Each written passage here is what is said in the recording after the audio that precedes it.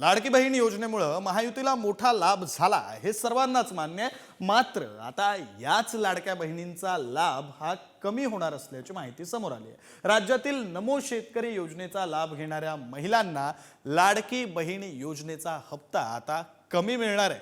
बघूया याच संदर्भातला हा सविस्तर रिपोर्ट। लाडक्या बहिणीशी सर्रास धोका करण्याचं काम महाराष्ट्राच्या भाजप महायुतीच्या सरकारने केलेलं आहे।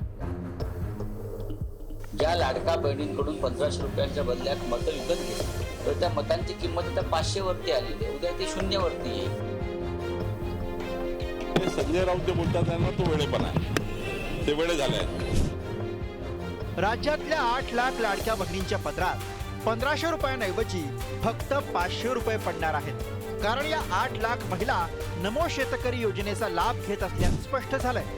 त्यामुळे या महिलांना लाडकी बहीण योजनेचा हप्ता आता कमी मिळणार आहे। 8 लाख महिलांना नमो शेतकरी आणि लाडकी बहीण या दोन्ही योजनेचा लाभ मिळतोय।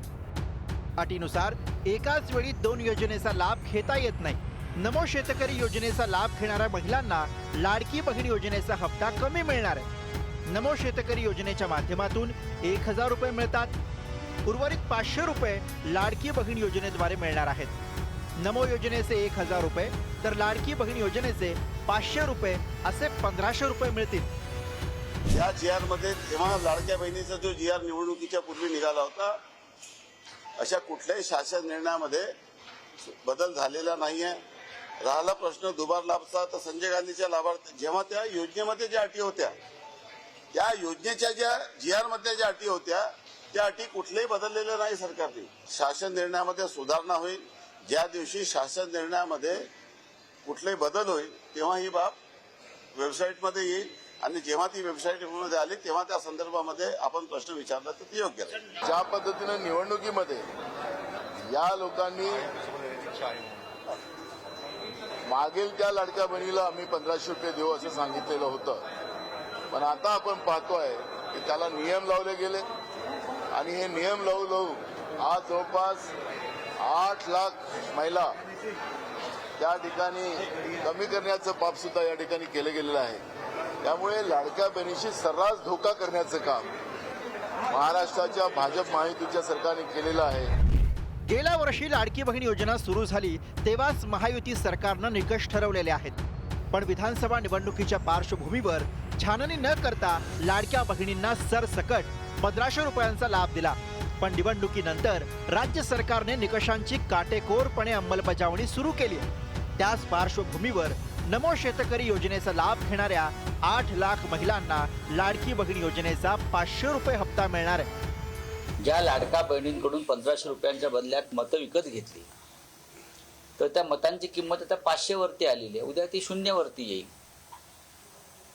देवेंद्र फडणवीस यांनी किती मोठ्या वल्गना कराव्यात, या राज्याची आर्थिक शिस्त पूर्णपणे बिघडली, पूर्णपणे बेशिस्त, आर्थिक बेशिस्त आणि आर्थिक अराजक अशा या खाईमध्ये हे राज्य सापडलेलं आहे। एखादी बहीण असेल, लाडक्या बहीण असेल, त्यांना पूर्ण पैसे मिळतील, पण एखादी पॅरलल योजनेमध्ये सारखेच पैसे उचलत असेल त्या ठिकाणी सरकार थोडा विचार करत आहे। पण हे संजय राऊत जे बोलतात त्यांना तो वेळेपणा आहे, ते वेळे झाले आहेत। आणि खरं तर त्यांना आता बोलायला काही नाही आहे की संजय राऊत संपूर्ण शिवसेना ते उद्धवजीकडे जेवढे लोक आहेत तेवढे संपूर्ण उद्धव ठाकरेजीकडे जातपर्यंत ते स्वस्थ बसणार नाही आणि मला असं वाटतं त्यांनी तो विडा उचलला आहे। जानेवारीपर्यंत 2,52,00,000 महिलांना लाडकी बहीण योजनेचा लाभ मिळत होता।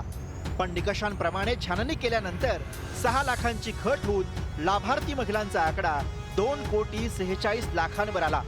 अद्यापही छाननी सुरू असून लाभार्थ्यांची संख्या आणखी कमी होऊ शकते असं बोललं जात आहे। त्यामुळे पूर्ण छाननी झाल्यानंतरच लाडक्या बहिणींना 2100 रुपये हप्ता देण्याबाबत निर्णय घेतला जाण्याची शक्यता आहे। ब्युरो रिपोर्ट, पुढारी न्यूज।